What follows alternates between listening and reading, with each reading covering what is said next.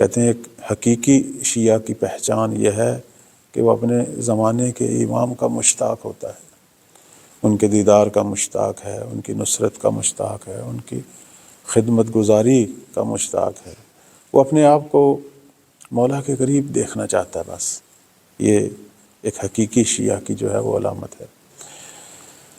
وقت کے امام کے حوالے سے ایک زیارت جو حکم ہے مفاتیح الجنان میں بھی ہے اور ہماری دیگر دعاؤں کی کتابوں میں، کہ صبح کی نماز کے بعد ایک زیارت جو ہے وہ ہمیشہ جو ہے وہ تلاوت کی جائے، پڑھی جائے۔ اور وہ زیارت کیا ہے؟ زیارت مخصوص ہے امام زمان۔ اگر آپ خود اس کو لکھیں انٹرنیٹ پر بھی، نماز صبح کے بعد زیارت مخصوص ہے امام زمان، تو یہ آ جائے گی۔ اس کا آغاز جو ہے وہ یہاں سے ہوتا ہے کہ اللہم بلغ مولائی صاحب الزمان صلوات اللہ علیہ ان جمیع المؤمنین والمؤمنات۔ یہاں سے اس کا آغاز ہوتا ہے کہ جس میں انسان جو ہے وہ اپنے زمانے کے امام کو جو ہے وہ سلام بھیجتا ہے، یعنی پروردگار کی بارگاہ میں وہ دعا کرتا ہے کہ میرے مولا کو تمام مومنین مومنات کی طرف سے جو ہے وہ عرض سلام ہو۔ یہاں سے زیارت کا آغاز ہوتا ہے، اور اس کا اختتام جو ہے وہاں علامہ مجلسی رحمۃ اللہ جو ہیں وہ فرماتے ہیں بحار الانوار میں، چونکہ وہاں سے یہ زیارت نقل ہوئی ہماری کتابوں میں، وہ فرماتے ہیں کہ میں نے خود قدیم کتابوں میں دیکھا ہے کہ جب انسان مولا امام زمان کی اس زیارت کے آخری حصے میں پہنچے تو اس وقت اپنا دایاں ہاتھ جو ہے وہ بائیں ہاتھ میں قرار دے، یعنی میں گویا اپنے زمانے کے امام کی بیعت کر رہا ہوں۔ یہ آداب ہیں اس زیارت کے۔ دوسرے لفظوں میں یہ زیارت جو ہے وہ بیعت ہے اپنے زمانے کے امام کی، جس طرح ہم دعائے عہد کے بارے میں کہتے ہیں، اسی طرح اس زیارت کا ذکر بھی اسی عنوان سے ہے کہ اسے جو ہے وہ زمانہ غیبت کے بالخصوص جو زمانہ حاضر کے مومنین مومنات ہیں وہ حتماً اس کی جو ہے وہ تلاوت کریں۔ جو نقطہ میں عرض کرنا چاہتا ہوں وہ یہ ہے کہ اس زیارت کے درمیان ایک جملہ ہے، یہ بہت مختصر سی زیارت ہے، شاید کتاب کا آدھا صفحہ بھی نہ ہو۔ ایک جملہ ہے، بہت ہی خوبصورت جملہ ہے زیارت کا، کہ جو آج کے دور میں حقیقی تشیع کو جو ہے وہ ظاہر کرتا ہے۔ اور وہ جملہ کیا ہے؟ اس میں ظاہر جو ہے جو مولا کی زیارت کر رہا ہے وہ اللہ کی بارگاہ میں ایک دعا کر رہا ہے، اور دعا کیا ہے؟ وَجْعَلْنِي مِنْ أَنصَارِهِ، اے پروردگارہ مجھے اپنے مولا کے ناصروں میں سے قرار دے، وَأَشْيَائِهِ، اس کے شیعوں میں سے قرار دے، وَالذَّابِينَ عَنْهُ، اور مولا کے مدافع امام کا دفاع کرنے والوں میں سے قرار دے، وَجْعَلْنِي مِنَ الْمُسْتَشْهَدِينَ بَيْنَ يَدَيْهِ، اور آخر میں وہ یہ دعا مانگتا ہے کہ پروردگار مجھے ان لوگوں میں سے قرار دے جو امام کی نگاہوں کے سامنے جو ہے وہ درجہ شہادت پائیں۔ یہ رمز تشیع ہے، حقیقی تشیع یعنی یہ ہے۔ بلکہ دعائے عہد جو ہے اس کے اندر ایک اور رتبے کا اضافہ کرتی ہے، یعنی تشیع کو ایک اور درجے کے اوپر لے کے جاتی ہے۔ آپ دعائے عہد کے اندر دیکھیں، وہاں دعا کرنے والا جو ہے وہ کیا کہہ رہا ہے کہ اگر میں دنیا سے چلا بھی جاؤں، جب بھی میرے آقا اور مولا کا ظہور ہو، پروردگارہ مجھے دوبارہ دنیا کی طرف پلٹا۔ اللہم ان حال بینی و بینہ الموت، اے پروردگارہ اگر میرے اور میرے امام کے درمیان موت حائل ہو جائے، اور جعلتہ علی عبادک حتماً مقضیا، بالآخر موت ایک امر حتمی ہے، کل نفس ذائقۃ الموت، ہر شخص نے بالآخر دنیا سے جانا ہے۔ لیکن آگے والا جملہ بڑا اہم ہے، کہہ رہے فاخرجنی من قبری، مجھے میری قبر سے نکال، معتذرا کفنی شاہرا سیفی مجردا کناتی ملبیا دعوت الدائی۔ اب یہ جو جملے ہیں یہ کیا بتا رہے ہیں؟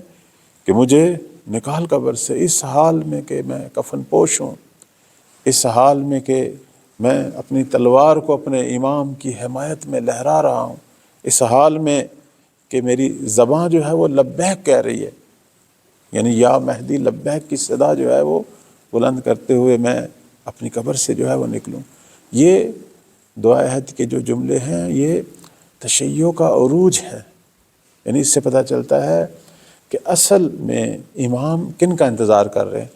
اس ملت کا انتظار کر رہے ہیں کہ جس ملت کا تعارف زیارت اور دعاؤں میں ہو رہا ہے.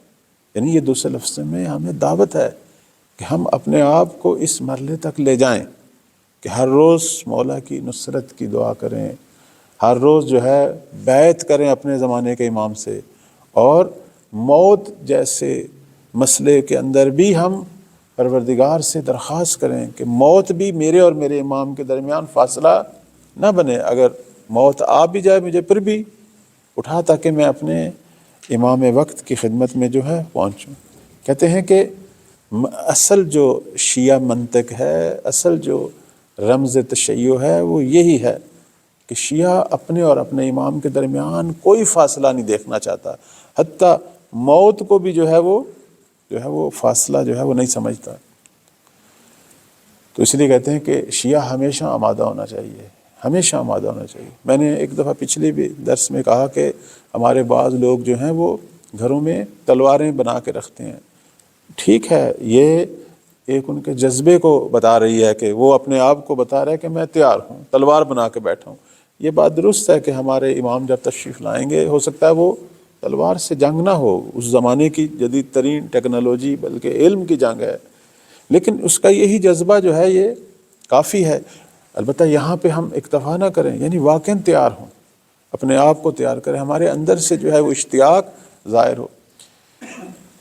بعض میں نے کتابوں میں مستشرق جو لوگ ہیں، یعنی جو ویسے تو مسلمان نہیں ہیں لیکن اسلامی مکاتب پر کام کرتے ہیں، بعض مستشرقین نے اپنی کتابوں میں شیعوں کے جو حالات لکھے ہیں اس کے اندر یہ چیز واضح طور پر لکھی ہے کہ شیعہ جو ہیں وہ اپنے زمانے کے امام کے لیے تیار ہونے کی کوشش کرتے ہیں، اور یہ چیز بتا رہی ہے کہ آئندہ جہان پر، آئندہ دنیا پر کس مکتب نے، کس مذہب نے، کس ملت نے جو ہے وہ حکمرانی کرنی ہے.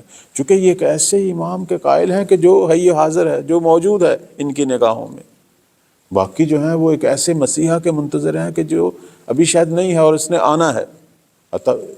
مہدویت کا عقیدہ یا موعود منجی کا عقیدہ باقی ادیان میں بھی ہے، عیسائیت میں ہے، یہودیت میں ہے، حتیٰ ہندو مذہب میں، بدھ مت میں، سب میں ہے. نام مختلف ہیں، القاب مختلف ہیں. کوئی اسے مسیح کہہ رہے ہیں، کوئی اسے جو ہے وہ آپ کی خدمت میں عرض کریں پانچواں بدھا کہہ رہے ہیں، کوئی اسے سوشیانس کہہ رہے ہیں، کوئی اسے سرور میکائیلی کہہ رہے ہیں. مختلف نام ہر مذہب نے دیے ہوئے ہیں، لیکن صفات وہی ہیں کہ ایک ہستی نے آنا ہے جس نے پوری دنیا پر الہی عدل کو برقرار کرنا ہے، پوری زمین پہ ایک حاکم کی حکومت قائم ہونی ہے. تشیع کے اندر، اسلام کے اندر اسے ہم عقیدہ مہدویت کہتے ہیں. تو اسلام میں واحد مکتب جو امام مہدی کے اس دور میں بھی زندہ ہونے کا قائل ہے وہ شیعہ مکتب ہے. باقی منتظر ہے کہ وہ پیدا ہوں اور جوان ہوں اور پھر ایسا ایسا جو ہے وہ قیام شروع ہو. تو مستشرقین نے مختلف واقعات نقل کیے. میں کتاب میں پڑھ رہا تھا کہ وہ بتا رہے تھے کہ ہم نے، البتہ یہ چند صدیوں پہلے کی بات ہے، کہ ہم شہر ہلہ شہر میں گئے اور وہاں ہم نے دیکھا شیعوں کے اندر ایک عجیب رسم ہے کہ ہر جمعے، یعنی ہر جمعہ کو بعد از دعائے ندبہ جو ہے وہ کیا کرتے ہیں، سارے مل کر اپنی سواریوں پہ اور تلواروں کے ساتھ جو ہے وہ شہر سے باہر نکلتے تھے اور کہتے تھے کہ اے وقت کے امام، ہم حاضر ہیں، ہم تیار ہیں. باقاعدہ کفن پہن کر جوان بوڑھے نکلتے تھے کہ مولا ہم حاضر ہیں، آپ ظہور فرمائیں، ہم آپ کی ہمراہی میں تا شہادت جو ہے وہ حاضر ہیں. یعنی اس سے وہ تڑپ اور اشتیاق کا جو ہے وہ اظہار ہوتا تھا. تو اس لیے آپ دیکھیں کہ موجودہ دور میں اسلام کا سب سے بڑا دشمن جو ہے مثلا یہی یہودیت یا صہیونیت، یہ سمجھ چکے ہیں کہ اسلام کے اندر زندہ مکتب کہ جس سے حقیقی اسلام نظر آتا ہے اور جو اس وقت دنیا کے ظالموں اور مستکبرین کے مد مقابل کھڑا ہے، باقی تو ساتھ مل چکے ہیں، وہ فقط اور فقط تشیع ہے. اور تشیع کے اندر ہی حقیقی اسلام نظر آ رہا ہے سب کو. اس لیے سارے شیعوں کے ہی دشمن ہیں. اور شیعوں کے اندر بھی شیعہ اثنا عشری، نہ کہ ہر شیعہ مکتب، ایسے تو بے نام شیعہ کا ہی مکتب ہے، کچھ تو جو ہے وہ ان کے غلام اور نوکر بنے ہوئے ہیں، ہم ان کی بات نہیں کر رہے.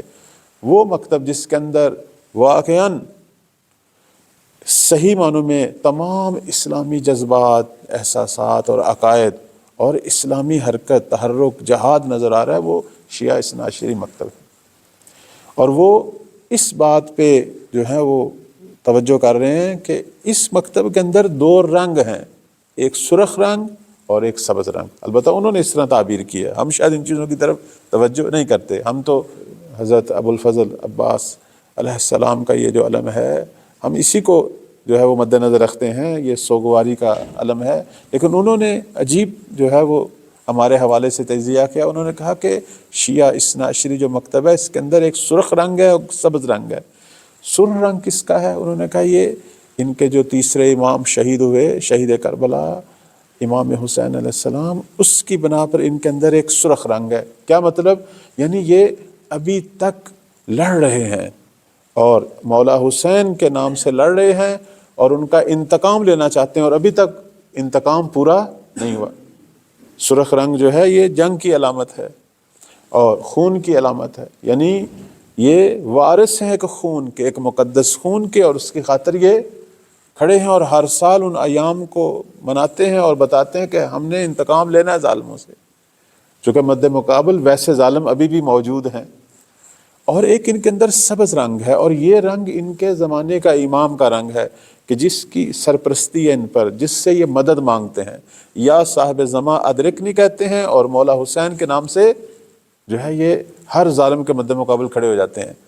سبز رنگ کو انہوں نے امام زماں سے نسبت دی، شاید اس کی وجہ جو ہے وہ ہمارے پیغمبر اسلام صلی اللہ علیہ وآلہ وسلم کا گنبد جو ہے وہ سبز ہے، یا سادات کا رنگ، جیسے آپ عراق اور ایران میں دیکھتے ہیں سادات جو ہیں وہ اپنی سیادت کو سبز رنگ سے ظاہر کرتے ہیں، سبز رنگ کی ٹوپی یا سبز رنگ کا رومال۔ تو بالآخر انہوں نے خود ہی یہ چیزیں جو ہیں وہ بیان کی، اگرچہ ہمارے ہاں شاید ان رنگوں کی کوئی خاص مذہبی طور پر کوئی اہمیت نہ ہو، نہ اس پہ کوئی دلیل ہے، لیکن ایک سیرت میں آ گیا ہے، ایک عرف میں آ گیا ہے کہ یہ دو رنگ جو ہیں انہوں نے تشیع کے ساتھ خاص رنگ سمجھے اور اس سے وہ خوف زدہ ہیں۔ یہ دو رنگ بتا رہے ہیں کہ یہ ملت خاموش رہنے والی نہیں ہے، یہ ملت متحرک ہے اور تیار ہونے والی ملت ہے، اور اس سے وہ ڈرتے ہیں کہ کل یہ دو رنگ جو ہے یہ باعث بنیں گے کہ یہ ملت جو ہے اپنے اسی امام جن پر ان کا عقیدہ ہے اس کی ہمراہی میں یہ کھڑی ہو، اور وہ امام جو ان کے شہید ہوئے ان کے انتقام میں یہ پوری دنیا کے ظالموں سے ٹکرائیں اور دنیا پر حاکم بن جائے۔ یعنی اب تمام مستشرقین کی آپ تحریروں سے اندازہ لگائیں، ان کے تجزیے میں یہی نظر آتا ہے کہ اگر کوئی دین، اگر کوئی مکتب آئندہ زمانے میں پوری دنیا پر حکومت کرے گا تو سب سے زیادہ احتمال جو ہے وہ اسی کا ہے، اور ہمارا تو یقین ہے کہ بالآخر دنیا پر جو ہے وہ شیعان علی ہی انشاءاللہ جو ہے وہ حکومت کریں گے۔ کہتے ہیں وہ جو آخری آواز آئے گی آسمان سے، آسمانی آواز، علامات ظہور میں سے ایک علامت ہے آسمانی آواز، اس میں سے جو آواز حضرت جبرائیل کی آسمان سے آئے گی جس سے پوری دنیا سنے گی اور ہر شخص سنے گا، اس آواز میں اتنی گرج ہوگی، اتنا روب ہوگا کہ سویا بندہ اٹھ کھڑا ہوگا، کھڑا بندہ جو ہے وہ ہیبت سے بیٹھ جائے گا، رد عمل ہوگا پوری دنیا میں۔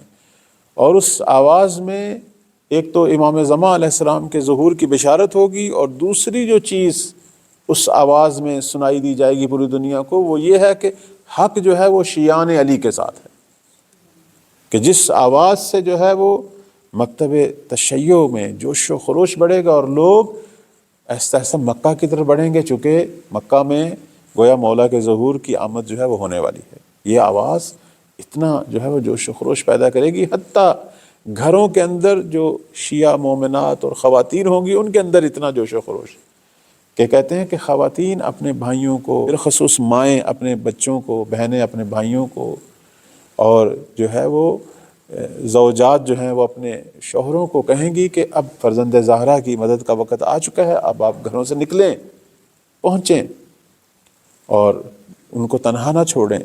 اگرچہ وہ کہیں گے کہ آپ پیچھے گھر میں اکیلی خواتین جو ہیں آپ کے لیے مسائل ہیں، یہ ہیں وہ ہیں، بالآخر گھر میں مرد کی ضرورت ہے، تو وہ کہیں گی ہم اپنے امور خود سنبھال لیں گی، آپ جائیں فرزند زہرا کی مدد کے لیے۔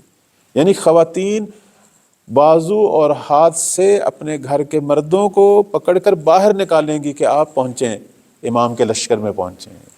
اس سے پتہ چلتا ہے کہ صرف یہ تیاری جو ہے وہ مردوں کی حد تک نہیں، خواتین میں بھی تیاری ہے، مائیں، بہنیں، بیٹیاں، بیویاں تیار ہوں گی، یعنی یہ پوری ایک ملت کی تیاری ہے، اور اللہ ہمیں اس نقطے تک پہنچائے انشاءاللہ۔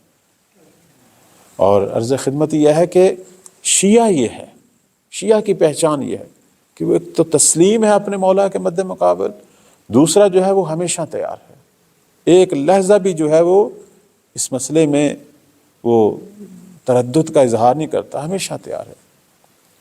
اگر کوئی اس مرحلے پر نہیں ہے تو وہ شیعہ نہیں ہے۔ اس طرح کے شیعہ ہمیشہ کم تھے شروع میں، جب ائمہ علیہ السلام کا زمانہ حضور تھا اس طرح کے لوگ کم تھے۔ ویسے محبت کرنے والے تھے، شاید ان کے غموں میں اشک بہانے والے بھی ہوں، لیکن جان و مال کے ساتھ اپنے زمانے کے امام کی خدمت میں حاضر ہونا یہ ہر ایک کا کام نہیں ہے۔ آپ نے سنا ہوگا کربلا میں جب دونوں لشکر روز عاشور آمنے سامنے تھے، ابھی جنگ شروع نہیں ہوئی تھی، امام نے خطبہ دیا تھا، اس وقت ایک شخص جو ہے جس کا نام جو ہے آپ کی خدمت میں عرض کریں، تاریخ میں ذکر ہوا ہے، ہرثمہ بن سلیم۔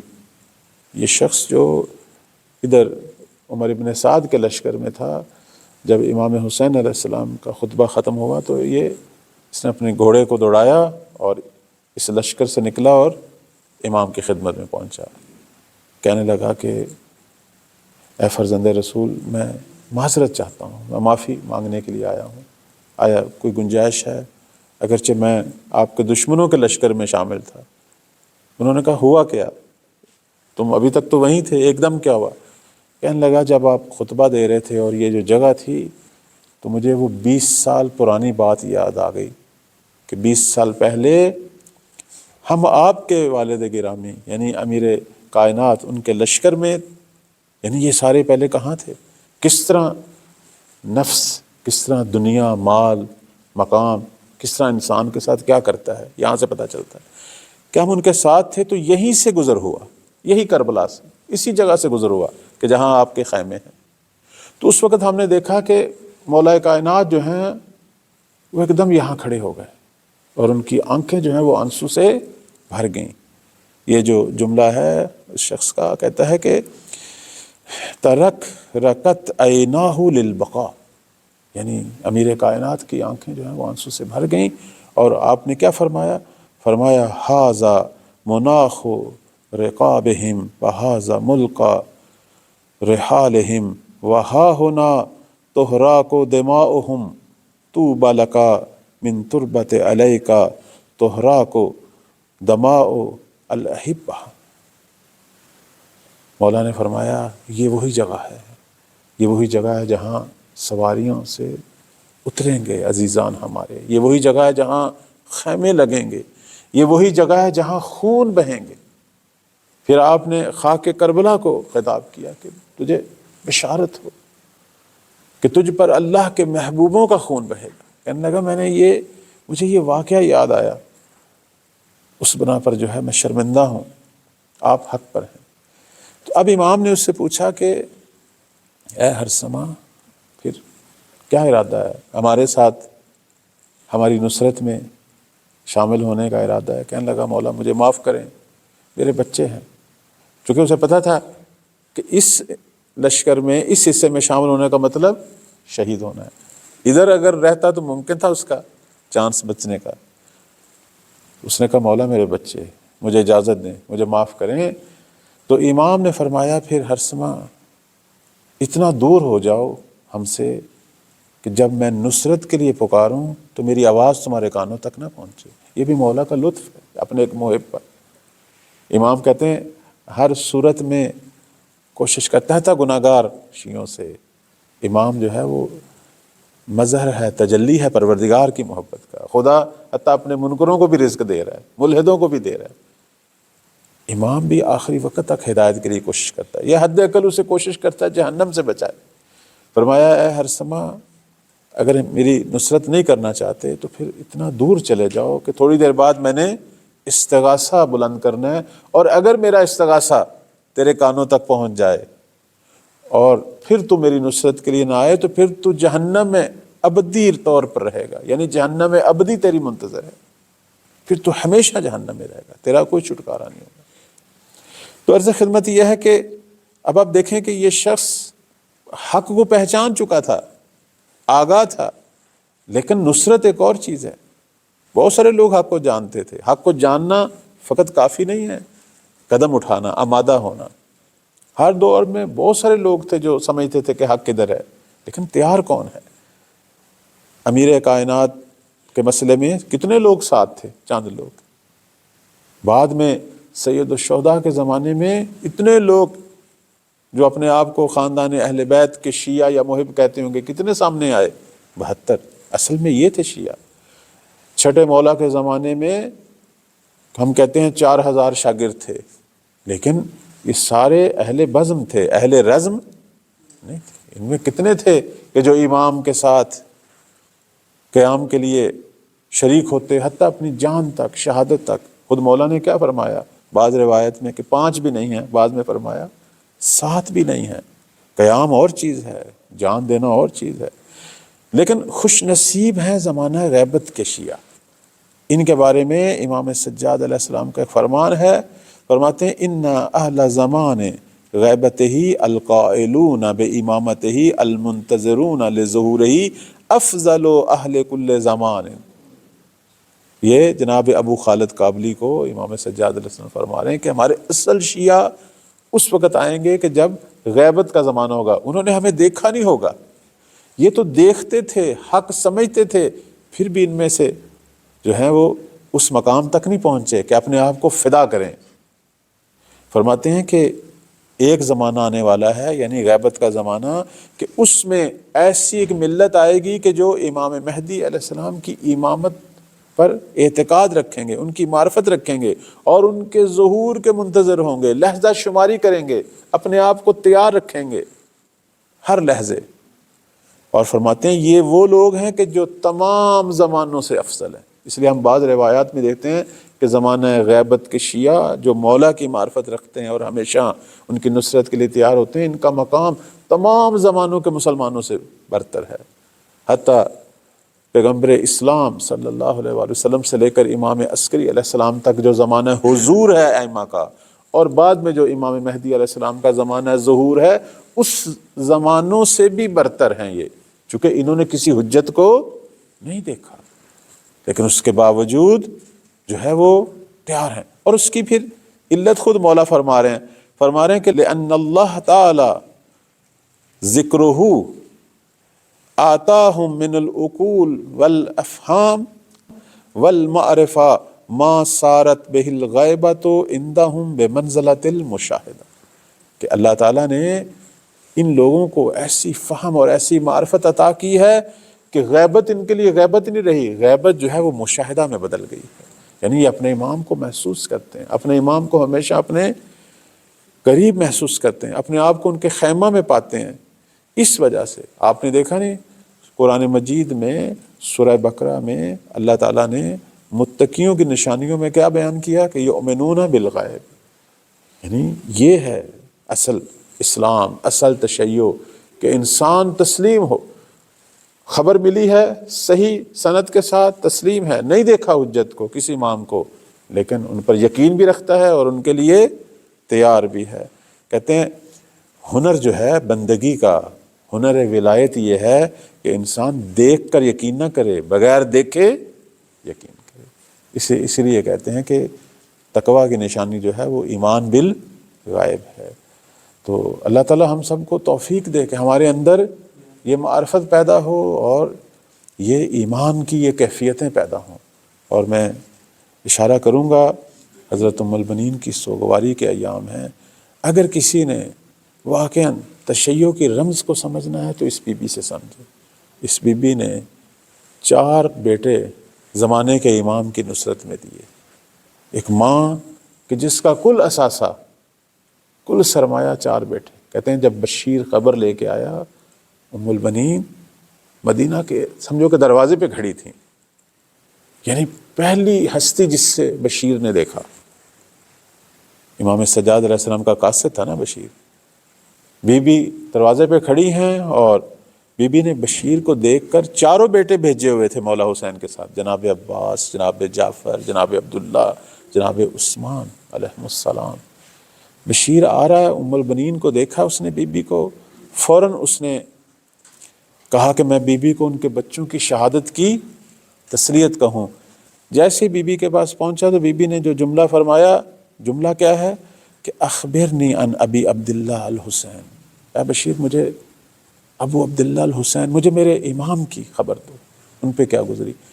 کہنے لگا کہ میں تعزیت عرض کرتا ہوں آپ کے فرزند عباس کی کہ وہ شہید ہو گئے ہیں۔ بی بی کا وجود لرزہ ہے، لیکن بی بی نے کہا میں نے تو عباس کے بارے میں نہیں پوچھا، مجھے بتا حسین پہ کیا گزری۔ کہا میں آپ کو تعزیت عرض کرتا ہوں جعفر کی، تعزیت عرض کرتا ہوں عثمان کی، عبداللہ کی۔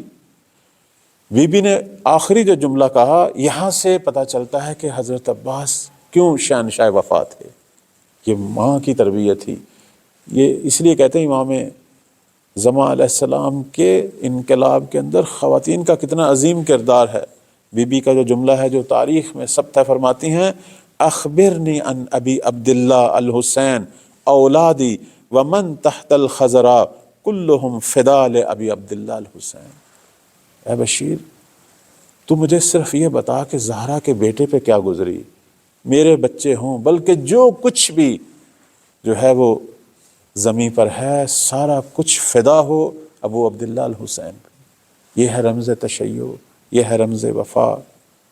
عرض خدمت یہ ہے، یہاں سے پتہ چلتا ہے کہ جناب ام البنین کی عظمت کا راز کیا ہے۔